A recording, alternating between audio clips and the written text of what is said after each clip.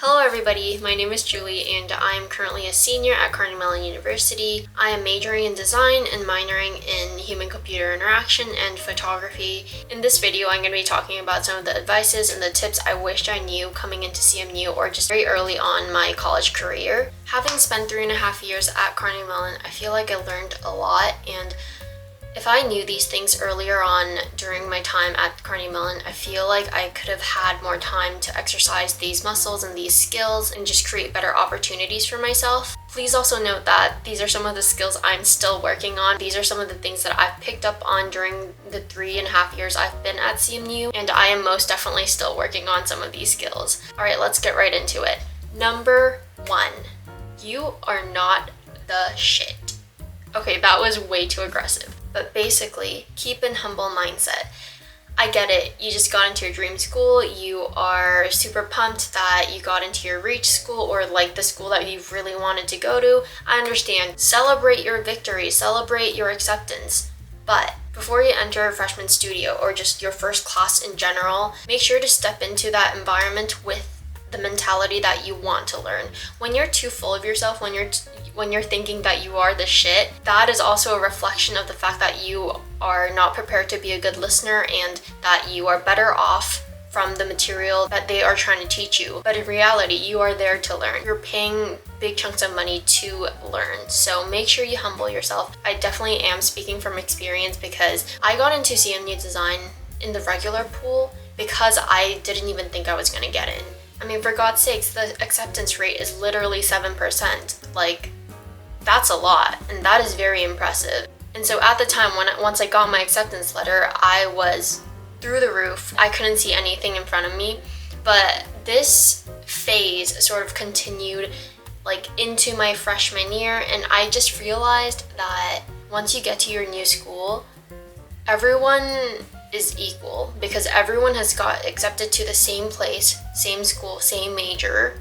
If I had to reword this advice, I'd say like just keep your door open. I just think it's very hard to keep your doors open when you think you're the shit because it doesn't seem welcoming to other people. So don't be all cocky because there is no need for that fuss. Number 2, use your school resources. And when I say school resources, professors, your advisors, like they are there to help you. They most likely will not reach out to you first. I mean, it's a little bit different for CMU design when you're a freshman because they give you more hands-on assistance, but that is not gonna last.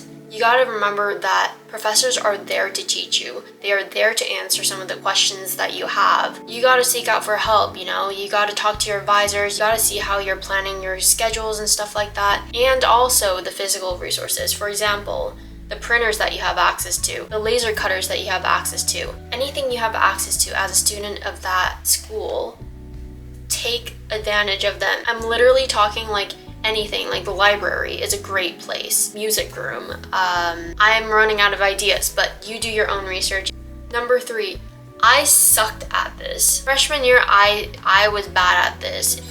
Going into sophomore year, I kind of got better and then it got better from there. But make sure to check your emails. This is very important when you're part of a community that uses emails as a communicative platform. When I was a freshman, I didn't check my emails because I simply had the excuse of, oh, if they're sending me emails from D-Trick or IDA, I literally thought to myself, I'm not part of that. That is irrelevant for me.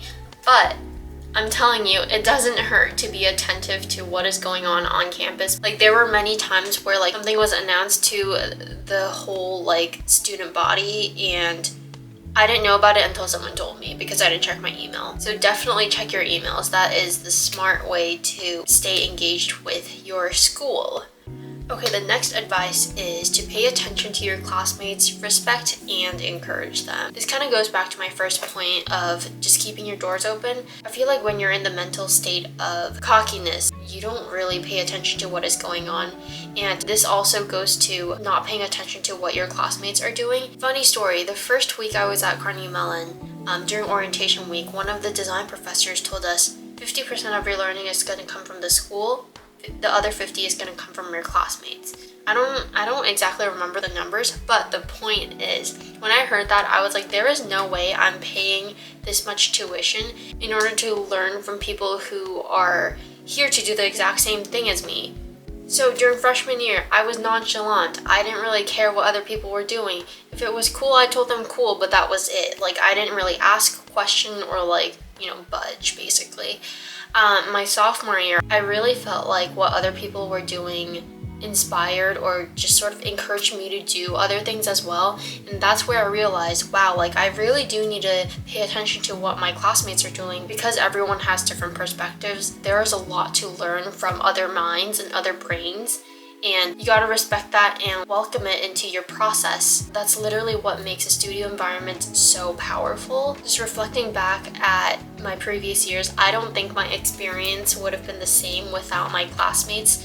And you are going to find yourself, getting along with some people than others, but that doesn't mean that you should totally disregard other students' approaches and ideas and their design decisions. Most importantly, don't compare yourself to other students. Seriously, this is toxic behavior. I still do it sometimes, but I know that it's very toxic and you shouldn't do it. Just don't do it. It's just gonna hurt your self-esteem. It's not a healthy practice for your mentality. I know it's just very easy to compare yourself to other people. Instead of comparing yourself, admit the fact that some people are good at certain things. All you can do is just try to improve what you're bad at and learn from them. Get their help, see how their process looks like. It's not a rivalry, which kind of does get a little toxic during Confluence, which is like the job fair season, but that's a whole different thing to go into. Number 5, realizing that design at CMU is not a representative of the design world outside of CMU. Really recognizing that the field of design is bigger than what is presented at CMU, and that you have more freedom than you think. Just a little background information about the program. Design at CMU has 3 different tracks, which are communication, products, and environment. Your freshman year, you get exposed to different projects that hint the different tracks, and in your sophomore year, you get to decide on which track you want to go into. When you're a freshman, because you're unfamiliar about like the design world in general compared to upperclassmen or your professors, you tend to look up to those people, seeking advice, seeking what I should do or what choices I should make. But it's important to realize that the professors and the 3 tracks are not the only type of designers you can become. My entire life I went to private school. I basically grew up in a bubble, and I failed to have ownership over like my interests, my decisions, and stuff like that. It's quite difficult actually, because throughout your years at Carnegie Mellon, I feel like you're having to juggle this balance between what I'm really interested in and what other people are doing, because what I'm interested in is what I want to pursue, but also what other people are doing, they're doing it for a good reason, and you also want to be part of that. You just need a good balance between those two. You don't need to know what you want to do. You sort of just like figure it out as you go, which literally sounds kind of scary, but that's literally what happened. And I think the most like tangible advice I can give you is make sure you do your research and take the classes that you want to take. I think this is very, very important. It's okay for you to take classes because everyone else is taking it, but also it's very important to realize things that are not for you is not for you, and just move on to finding something that fits you. Before I move on, if you're enjoying this video, I would greatly appreciate it if you subscribe to my channel and thumbs up this video. I am trying to grow my YouTube channel, so anything would help me. I am grateful for your support. Thank you. How embarrassing, I can't even drink water on camera, Jesus. The last advice I have for you guys is to invest your time wisely.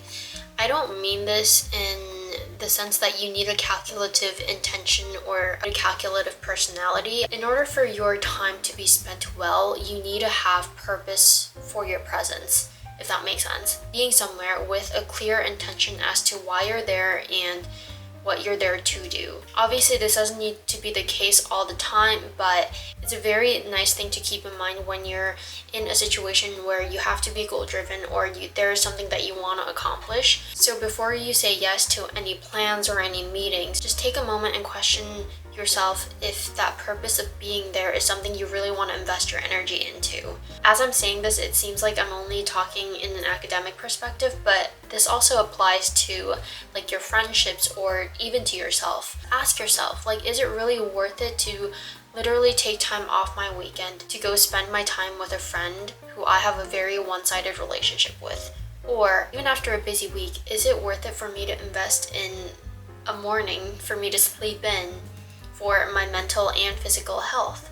Just ask yourself those, and if it's a simple yes or no, there's your answer. But life hits us from all different angles, and obviously sometimes you won't have the yeses and the nos to those questions, but just use your best judgment. Like, listen to your body, listen to your intuitions, challenge yourself, but don't be unrealistic.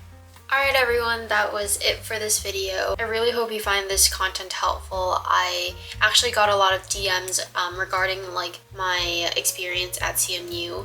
It's truly amazing to see some of you guys in person at school. It's really nice to know that like I was able to help some of you guys out. That being said, if you have any other questions, please leave it in the comments below. Make sure you thumbs up this video if you enjoyed it or if it helped you. It really helps small channels like me. So yeah, that is it for this video.